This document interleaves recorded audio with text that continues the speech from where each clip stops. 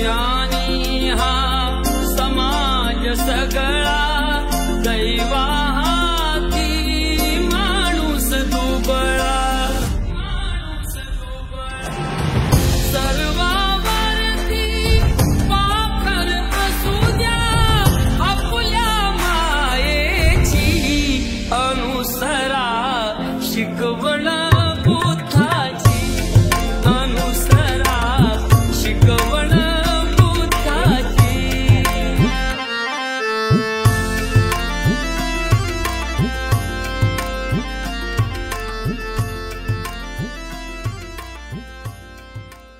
ओ धम्माय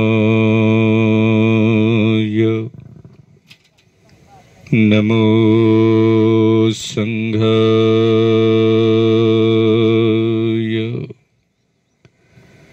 साधु साधु साधुती।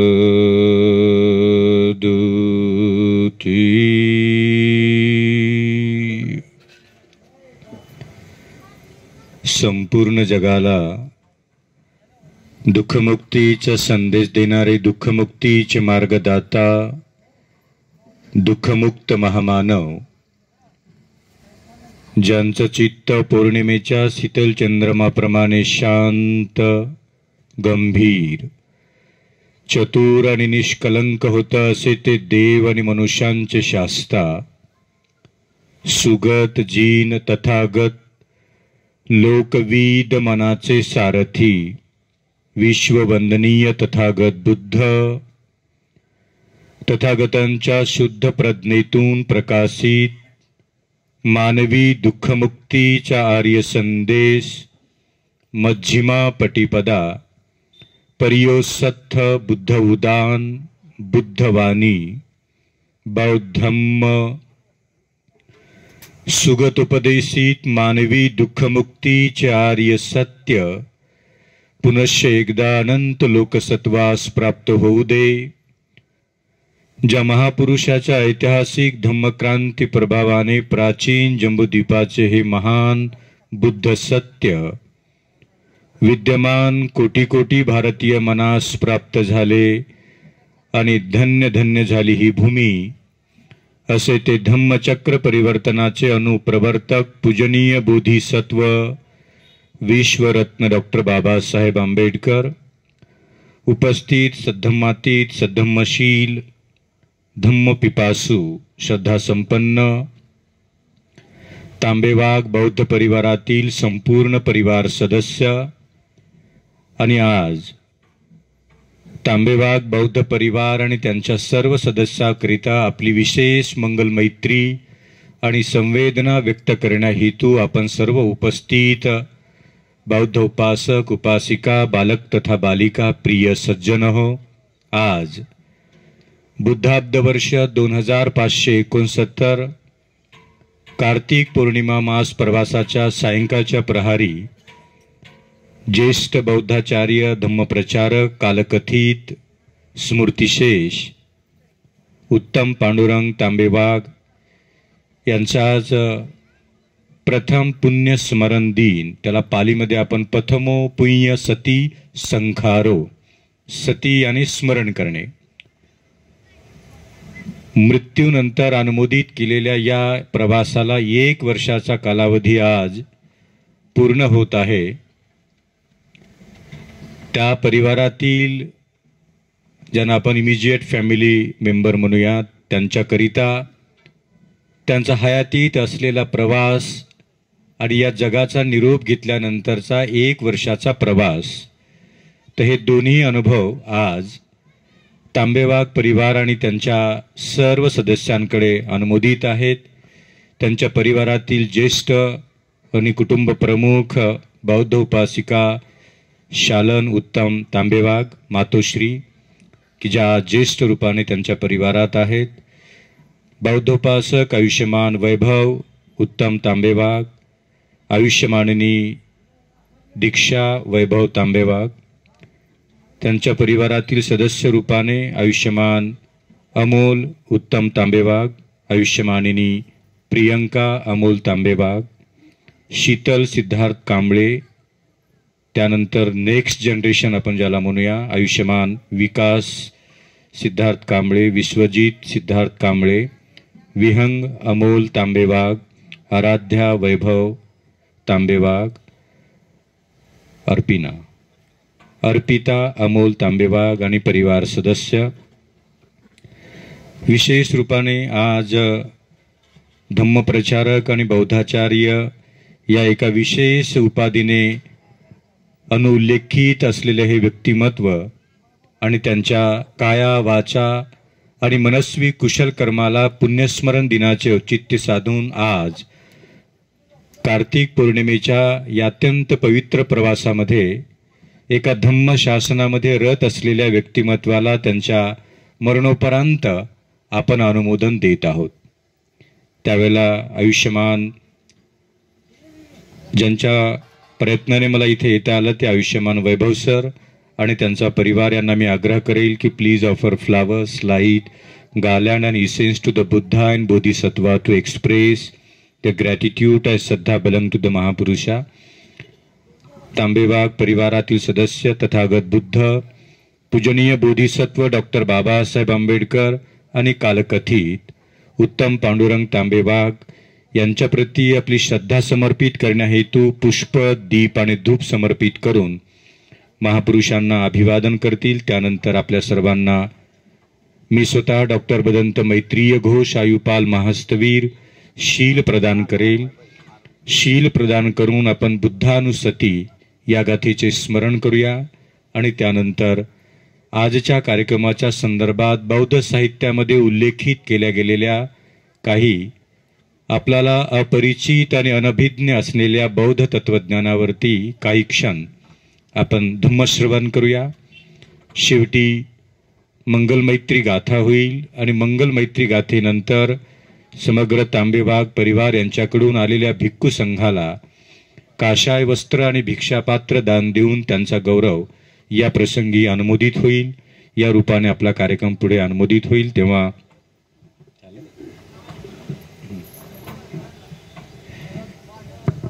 आपण सर्वांनी हात जोडून बसूया.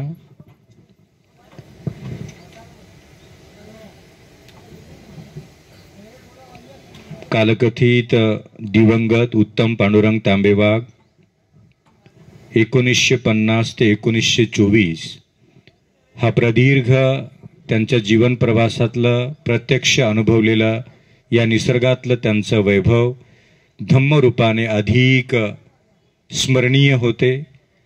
आयुष्य जगण्याचा प्रवास सर्वांना मिळतो, परंतु मिळालेल्या आयुष्याच्या प्रवासात धम्मसेवा केलेली ही एक अत्यंत स्मरणीय क्षण म्हणून मरणोपरांत सुद्धा आपण त्यांच्या त्या पूजनीय कर्माचे आज स्मरण करणार आहोत. ठीक आहे, या बसा सर्वांनी, इथे बसा, गुडघे टेकून 3 वेळा प्रणाम करा. या सर्वांनी गुडघ्यावर बसा. या वैभव गुडघ्यावर बसा, हात जोडा. बुद्धं नमामि, धम्मं नमामि, संघं नमामि.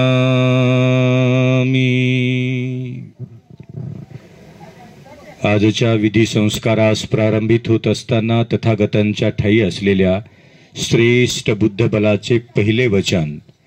So entire Buddhist fraternity believes practice of the Buddha's Panchashila Nigatha is not Buddha's religion. Practice of the Buddha's philosophy does not belong to the religious culture. Practice of the Buddha's Panchashila Nigatha is only belong to the finding of the Buddha's truth.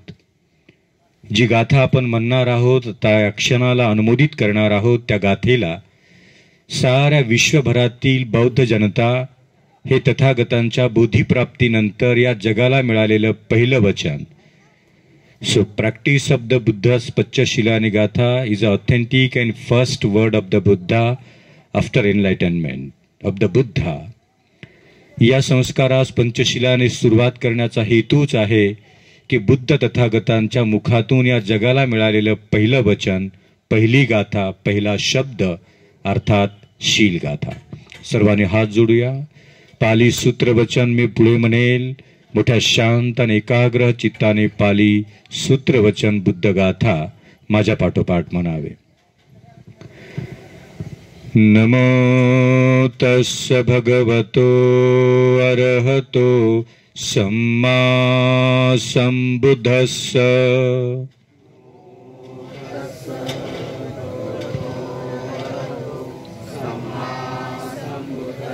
अजून 2 वेळा म्हणा.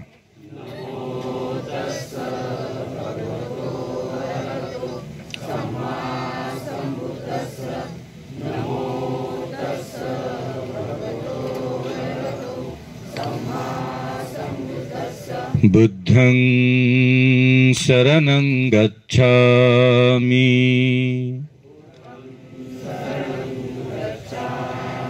धम्मं शरणं गच्छामि.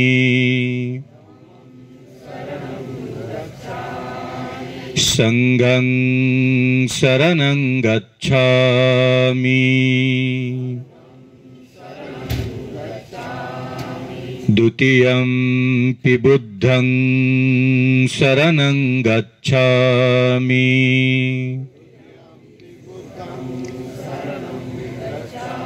द्वितीयंपि धम्मं शरणं गच्छामि.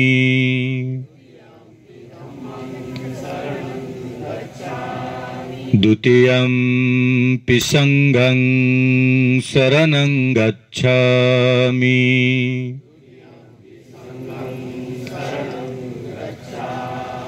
तृतीयंपि बुद्धं शरणं गच्छामि.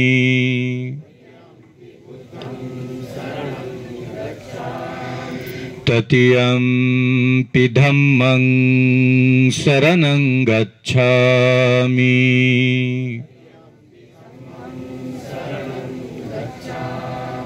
तृतीयंपि संघं शरणं गच्छामि.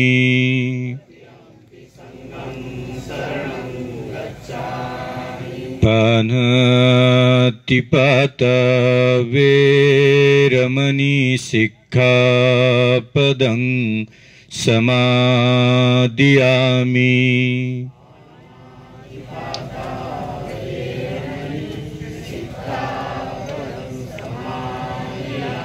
अदिन्नादाना वेरमणि सिक्खापदं समादियामि.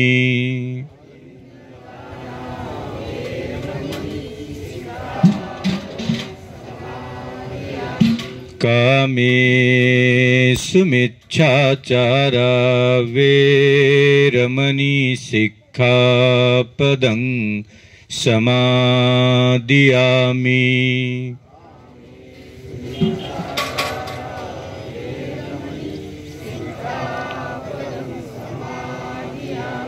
मुसावादा वेरमणि सिक्खापदं समादियामि.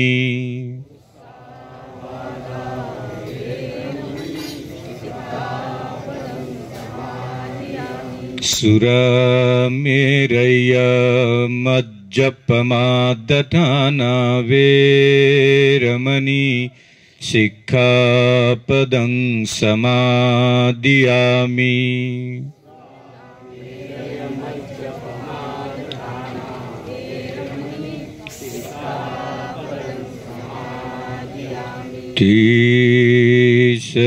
तीसरनेन सद्धिं पंचशीलं धम्मं धम्मं सदुकं सुरक्षितं कत्वा कत्वा कत्वापमादीन शीलं संपादितं.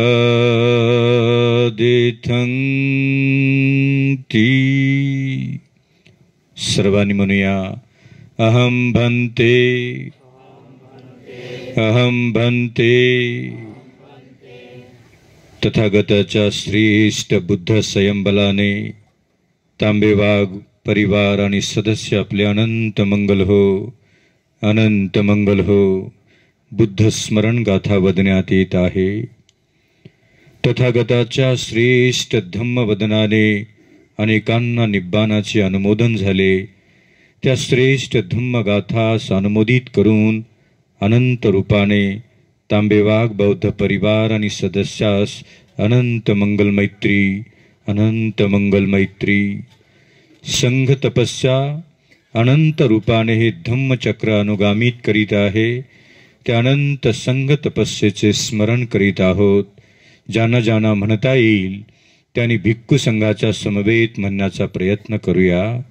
म्हणता येत नसेल तर आपल्या कर्णपटलावर पडणारा प्रत्येक शब्द, स्वर आणि गाथा आजपासून 2500 वर्षापूर्वी स्वय तथागत शास्ता बुद्ध आपल्या मुखातून या जगाला देतात, तेच वचन आज आपण श्रवण करीत आहात. म्हणता येत असेल तर वदन करावे आणि म्हणता येत नसेल तर श्रवण करा, श्रवण करा. बुद्ध गाथा वदण्यात येत आहे. इति पीस बुद्ध बुद्ध अरहं सम्मा संबुद्ध सम्मा संबुद्धो विद्याचरण संपन्नो सुगतो सुगतो लोकविदु अनुत्तरो पुरी सदम्म सारथी सत्ता देव देव मनुष्यानं बुद्धो भगवती स्वाकातो स्वकातो भगवता धम्मो धम्मो संदिट्ठिको अकालिको यैपस्सिको पनायिको पच्यतं वेदितव्यो विमुहीति सुपटिपन्नो सुपटिपन्नो भगवतो भगवतो सावक संघो न्यायपटिपन्नो भगवतो भगवतो सावक संघो समिजिपटिपन्नो भगवतो भगवतो सावक संघो समिजिपटिपन्नो भगवतो सावक संघो यदिदं चत्तारि यदिदं चत्तारि पुरीसयुगानि अथ पुरीसपुङ्गला स भगवतो सावक संघो अहुनेयो अहुनेयो बहुनेयो दक्षिणेयो अंजलि अंजलि अंजलि करणीयो अनुत्तरं पुण्यखेतं लोकसदि सदि लोकसदि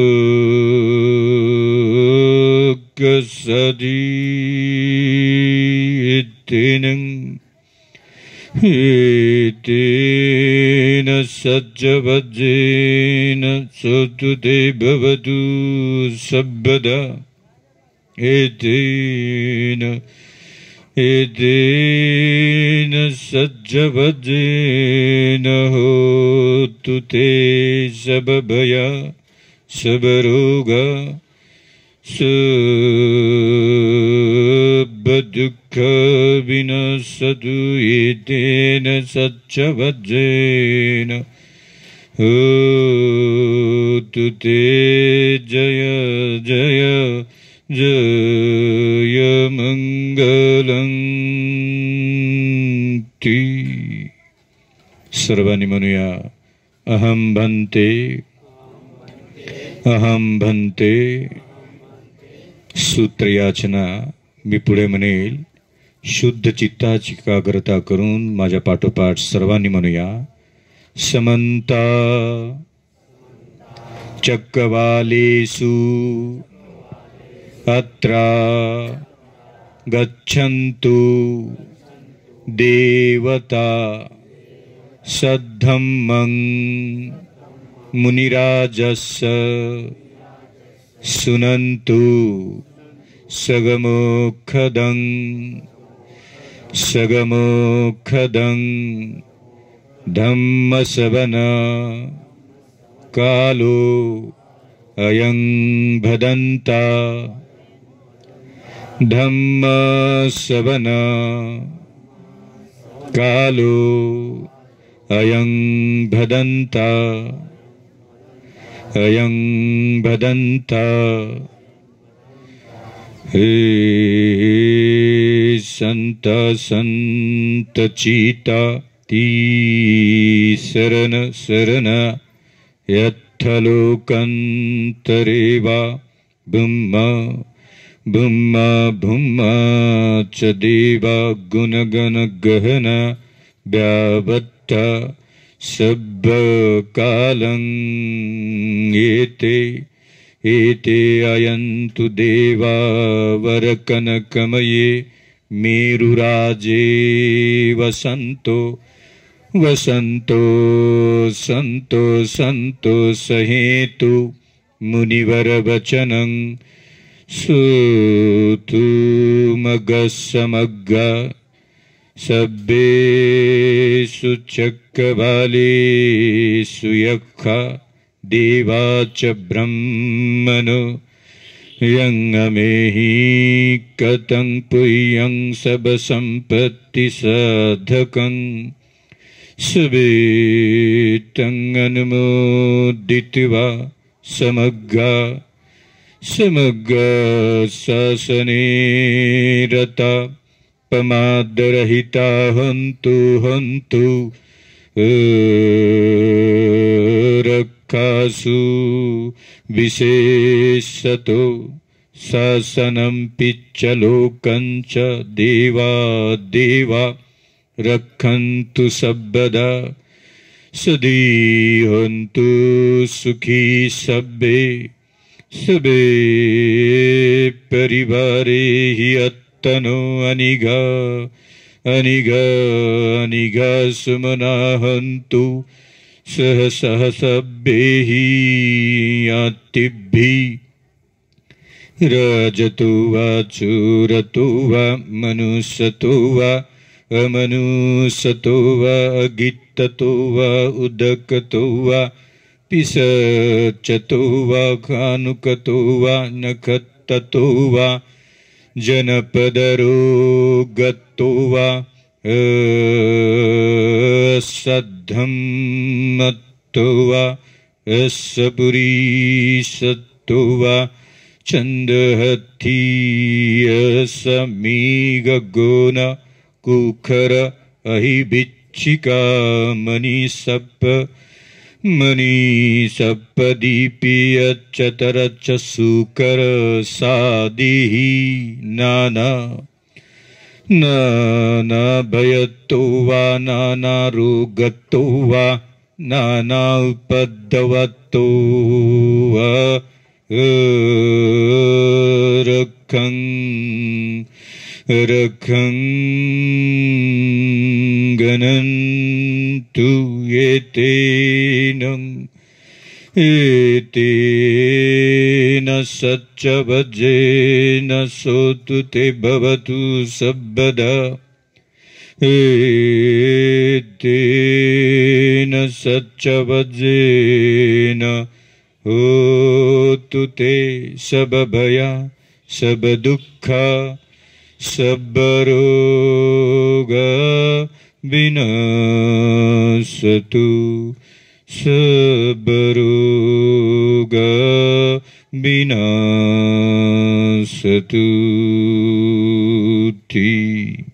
सर्वांनी पुनश्च म्हणूया.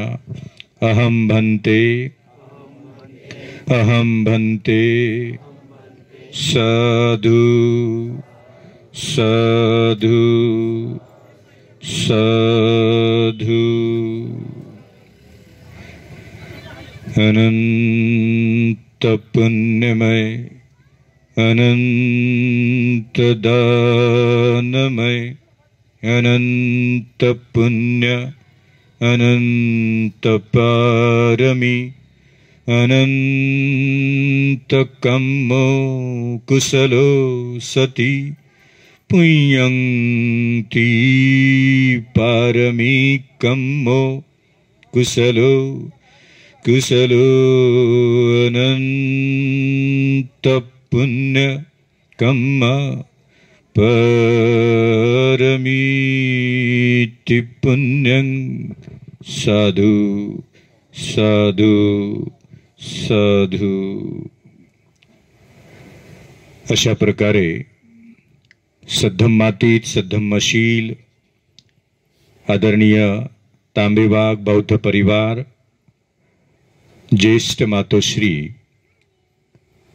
बौद्ध उपासिका शालन उत्तम तांबेबाग या परिवारास आपली संवेदना आणि आपली अनंत मंगल मैत्री व्यक्त करण्या हेतू आपण सर्व धम्म आणि विविध शैक्षणिक क्षेत्र आध्यात्मिक क्षेत्र यात आपली सेवा देत असलेले आपण सर्व सदस्य आज आपल्या सर्वांशी धम्मप्रचारक बौद्धाचार्य उत्तम पांडुरंग तांबेबाग यांच्या प्रथमो पुण्य सती संकारो वदंती बुद्धा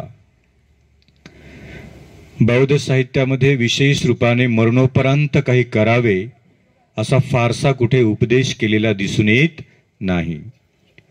मरणोपरांत काही केले तर मृत्यूत व्यक्तीला त्याचा काही लाभ होईल असा कोणताच दावा समग्र त्रिपिटकामध्ये बुद्ध करताना दिसून येत नाही. मरणोपरांत लाभ होईल म्हणून काही विधी करावे अशा प्रकारचा कोणताच उपदेश स्वशास्ता बुद्ध या निसर्गाला देत नाही. So I am the authentic person to deliver this message. I refer approximately 737 Buddha philosophy book to complete my thesis, PhD, but I didn't find one single word, but I didn't find one single line Buddha said की अमुक अमुक गाथा म्हणा आणि त्या गाथा म्हटल्यानंतर मृत्यूत तुमच्या माता पित्यांना शांती मिळेल. कुठेच नाही. तथागत बुद्ध मरणोपरांत शांतीचा संबंध खंडित करतात. बुद्धांनी म्हटलं की शांती आणि अशांतीचा संबंध माणसाच्या मृत्यूच्या अगोदर आहे.